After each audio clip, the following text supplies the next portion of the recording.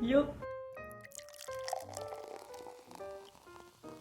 Ouais, super le cadrage.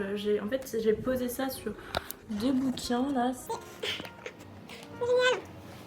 Alors du coup, aujourd'hui, j'ai décidé de vous parler de chat. Voilà, rien à voir avec le tricot. Parce que un truc qui me tient vachement à cœur, c'est de faire famille d'accueil. J'étais en coloc l'année dernière. On a décidé de faire famille d'accueil. On a eu 2 chats. Il y en a un qu'on a gardé quelques mois et l'autre on l'a gardé 1 mois. Bref, c'était trop cool. Alors pourquoi on a décidé de faire ça? Parce qu'on avait envie d'avoir un animal, qu'on n'avait pas envie de s'engager non plus dans quelque chose de trop long, à savoir qui va garder l'animal, qu'est-ce qu'on va en faire, si quelqu'un quitte la coloc et tout, patati patata. Que on voulait aussi un peu désencombrer les associations parce que des chats errants, il y en a quand même pas mal. Et on voulait aussi éviter que le chat il soit dans une cage de 50 cm². C'est quand même pas trop cool. Alors comment ça se passe? Nous on a contacté une association et ils nous ont répondu la journée d'après. Je crois on les a contactés le vendredi, on a eu une visite le lundi. Le lundi on est arrivé dans l'association et ils nous ont dit qu'est-ce que vous voulez comme chat? Est-ce que vous voulez plutôt un chat où il y a besoin d'un temps d'adaptation, c'est-à-dire le chat clairement il va vous cracher dessus et tout et genre il va pas être cool au début. Mais du coup il va falloir un peu le refamiliariser un peu avec les êtres humains. Ou alors est-ce que vous voulez un chat plutôt cool, plutôt calme, voilà, qui est un peu câlin et tout. Du coup on était un peu réticentes au début, donc on s'est dit bon allez c'est notre premier chat, donc on va prendre un chat qui est plutôt cool.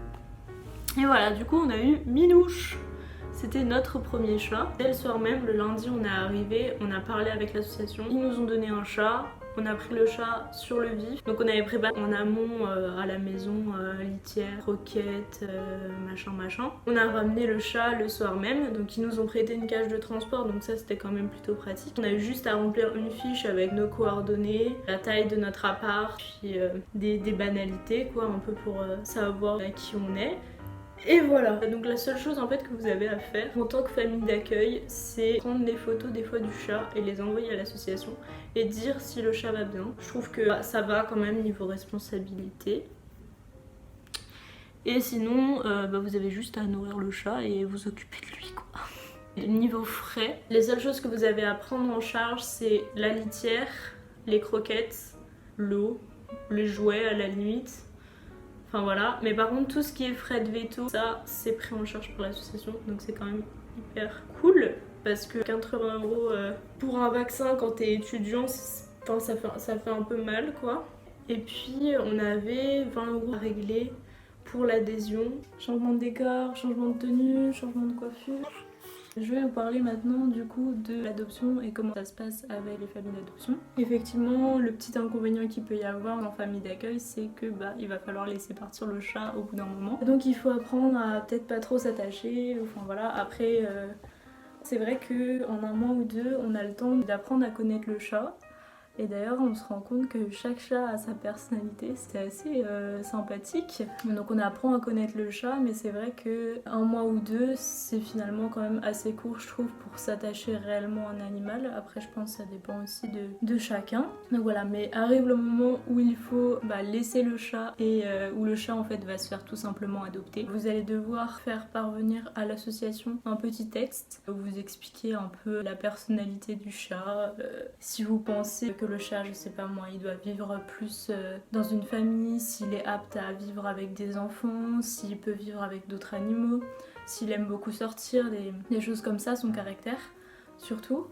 Et puis à partir de ce moment-là, en fait, l'association va poster, enfin c'était le cas de l'association à laquelle j'ai adhéré, entre guillemets. À partir des photos que vous avez prises et du texte que vous allez rédiger, l'association va faire un post et les potentielles familles d'adoption, si elles sont intéressées, vont être mises en contact avec la famille d'accueil, donc en l'occurrence nous. Il y a toujours une visite avant l'adoption, la visite du coup qui permet de voir si ça colle ou pas avec le chat. Et si c'est bon pour la famille d'adoption, ils ont rendez-vous avec l'association pour remplir un certain nombre de papiers. Il y a des frais aussi des frais d'adoption. Et quelques jours après, la famille vient récupérer récupérer le chat et voilà. Donc au final en fait c'est assez simple. Sachez aussi qu'il est totalement possible de faire famille d'accueil pour d'autres types d'animaux. Hamster, chat, cochon d'Inde, bref. Tout type d'animaux possibles pour toute petite espèce qui se retrouve abandonnée. Merci d'abandonner vos animaux. Sachez aussi qu'avec mes colocs, on était dans un appart qui était vraiment grand, enfin on avait un centimètre carré. Mais c'est aussi possible de faire ça dans des lieux plus petits. J'avais demandé, puisque j'ai redéménagé en début d'année, si c'était possible de le faire aussi dans un studio de 20 mètres carrés. Et elle m'avait dit, il n'y a pas de souci. Ça pour dire que je vous encourage vivement à le faire et enjoy.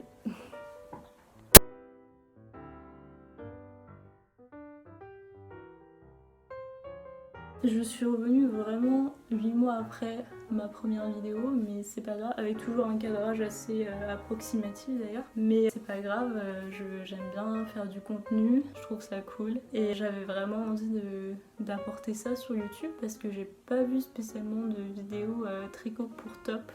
C'était plus des vidéos de crochet ou alors même des vidéos qui parlent de famille d'accueil pour chats. Et je trouve ça cool en vrai d'en parler parce que je trouve que c'est un beau concept et en vrai il y a très peu de gens qui sont au courant de ça. Moi je sais que c'était une pote qui m'en avait parlé, sinon jamais j'aurais imaginé que c'était possible. Donc bah voilà, je sais pas si je vais continuer à faire des vidéos, mais ou à la limite si j'en fais, ça sera sur des sujets qui n'ont absolument rien à voir. Ou alors sinon d'autres vidéos de travail manuel comme du tricot encore ou alors de la broderie. Donc voilà, je vous fais des bisous et peut-être à une prochaine.